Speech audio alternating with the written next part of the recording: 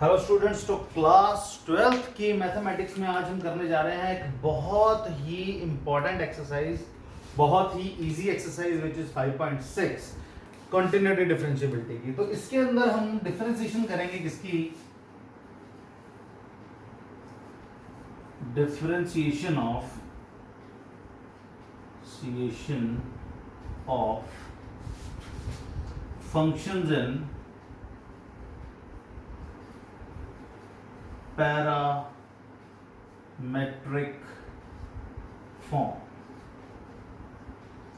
अब भैया ये पैरामेट्रिक फॉर्म क्या होती है? अब तक आपने बेटा क्या पढ़ा है? आपने पढ़े हैं एक्सप्लिसिट फंक्शन, इम्प्लिसिट फंक्शंस, आपने एक्सपोनेंशियल फंक्शंस पढ़े, लॉगरिथमिक फंक्शंस पढ़े। पर पैरामेट्रिक का मतलब है कि अगर आपके पास दो बंदे हैं, एक बंदा ए है, एक बंदा बी है, इन दोनों का डायरेक्ट कोई रिलेशन नहीं है, बट इन दोनों का रिलेशन है किसी थर्ड पार्टी से जिसका नाम है सी।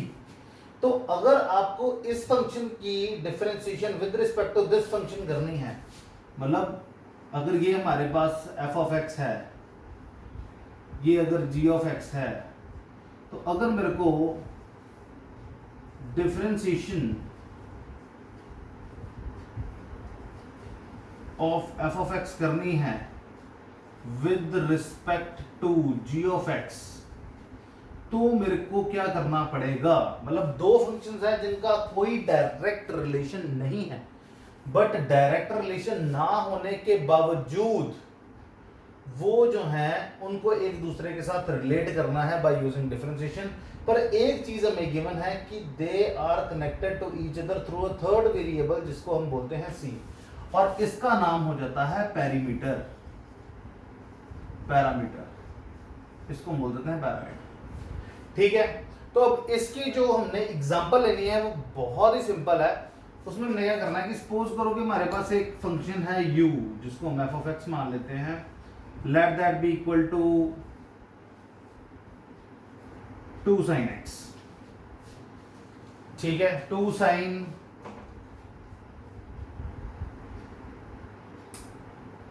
कुछ भी मान लो, t मान लो, 2 sin t, और v को मान लो आप g of x which is equal to 2 cos t। अब जो फंक्शन f ऑफ x है वो किस पे डिपेंडेंट है? t पे। अब जो g ऑफ x है वो किस पे डिपेंडेंट है? t पे। यानी कि हमारे पास ये हो गया हमारा पैरामीटर, और मेरे को इन दोनों फंक्शंस की डिफरेंशिएशन फाइंड करनी है, यानी कि मेरे को फाइंड करनी है du by dv। तो भैया du by dv कैसे फाइंड आउट कर सकते हो? तो यहां पे आपको क्या करना है कि du by dv को सॉल्व करने के लिए आपको यहां पे करना पड़ेगा du by dt divided by dv by dt। तो dt से डिवाइड कर दिया दोनों टर्म्स को, और एक नई दो टर्म्स की डिवीजन बन गई जिसमें u की differentiation with respect to t पहले निकाली जाएगी, फिर v की differentiation with respect to t निकाली जाएगी, और फिर इन दोनों को किया जाएगा डिवाइड।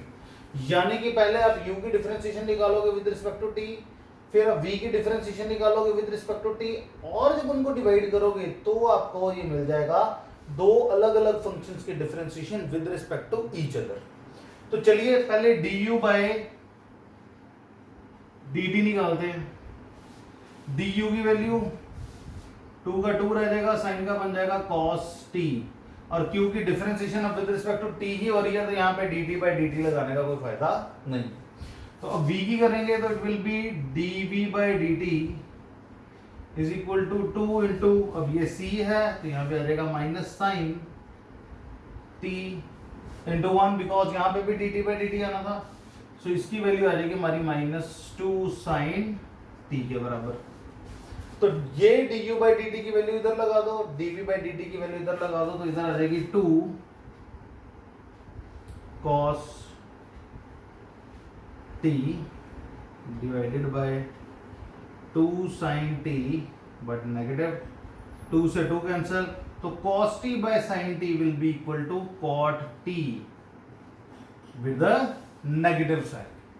सो बेसिकली बेटा इस तरीके से जो है you can solve this sum. अब इसमें क्या है कि अगर आपका u जो है वो t की फॉर्म में था, v जो है वो t की फॉर्म में था, तो जो डिफरेंशिएशन थी वो भी किसकी फॉर्म में आएगी, t की फॉर्म में आएगी। सो मोस्ट इंपॉर्टेंट थिंग यहाँ पे यही आपको देखनी है कि अगर आपका u पैरामीट्रिक फंक्शन है, v पैरामीट्रिक फंक्शन है, तो du बाई dv भी क्या होगा, आपका पैरामीट्रिक फंक्शन। बट ये वाला जो मैंने केस लिया है, this is a special case. अगर आप इसको ध्यान से देखो, 2 को अगर ना काटें तो ये 2 cos t किसके बराबर था, v के बराबर। 2 sin t किसके बराबर था, u के बराबर। इसका मतलब है कि इसका answer minus v by u भी आ सकता था। इसको आप लिख सकते थे d u by d v, but इस फॉर्म में आपको नहीं लिखना। कई बार अगर इस फॉर्म में लिखा हो तो आपको ये देख लेना चाहिए कि क्या हमारा जो पैरामीट्रिक फंक्शन है उसको तोड़ के दोबारा से ये फंक्शंस बन रहे हैं कि नहीं बन रहे, right. So I just want you कि ये एक स्पेशल केस है, हर बार ऐसा नहीं होगा कि u v की फॉर्म में आंसर आ जाए। ज्यादातर यही होगा कि अगर हमारा u t की फॉर्म में है, v t की फॉर्म में है, तो du बाई dv भी हमारा t की फॉर्म में ही आएगा। सो इस तरीके की डिफरेंशिएशन को हम बोलते हैं differentiation of function in the parametric form. ठीक है, तो चलिए शुरू करते हैं exercise, then you can note it down. तो बेटा देखो, मैंने क्वेश्चन फर्स्ट की स्टेटमेंट यहाँ पे नोट कर दी है। इधर x is equal to 2a t² है और y की वैल्यू है a into t raise to power 4।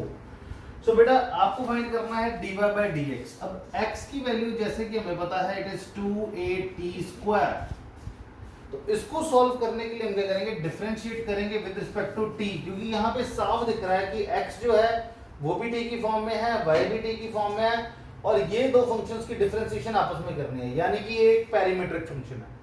तो इसकी डिफरेंशिएशन अगर dx बाई dt निकालेंगे तो वो किसके बराबर आ जाएगी, इट विल बी 4at। 2 आगे आ जाएगा, 4 हो जाएगा, a का a t² का एक माइनस कर दोगे तो वो बन जाएगा आपका 4at। अगर मैं y के विद रिस्पेक्ट टू डिफरेंशिएशन करता हूं, y की वैल्यू है a t की रेज़ टू पावर 4, तो dy by dt will be equal to 4at cube, क्योंकि इसमें 4 आ गया a as it is t की रेज़ टू पावर 4 थी, एक माइनस किया यहाँ पे क्यूब बन गया। तो अब जौन सी टर्म ऊपर चाहिए उसको ऊपर रखना है, y वाली टर्म ऊपर चाहिए थी, x वाली नीचे चाहिए थी। So now dy by dx can be written as dy by dt divided by dx by dt। अब dy by dt की कंप्लीट वैल्यू थी 4at cube, dx by dt की टोटल वैल्यू क्या थी 4at। तो जब आप इसको डिवाइड करोगे तो 4a से 4a कैंसिल, t से क्यूब कैंसिल, तो 2 आ गया, यानी कि आ गया t²। So dy by dx की वैल्यू आ गई हमारे पास t²। So this is how you can solve the questions of this exercise. बहुत ही आसान क्वेश्चंस है, तो चलिए you can note it down so that we can move on to the next question. तो देखिए स्टूडेंट्स, मैंने यहाँ पे फिर क्वेश्चन थर्ड की स्टेटमेंट लिख दी है। बहुत ही आसान क्वेश्चन है। इसके अंदर भी देखो x जो है वो t पे डिपेंडेंट है, y भी t पे डिपेंडेंट है, बट हमें y और x की डिफरेंशिएशन आपस में लेनी है, तो hence it is again a parametric form. तो इसको सॉल्व करने के लिए पहले हम फाइंड आउट करेंगे dx बाय dt, यानी कि साइन की डिफरेंशिएशन तो सीधी हो जाएगी cos t के बराबर।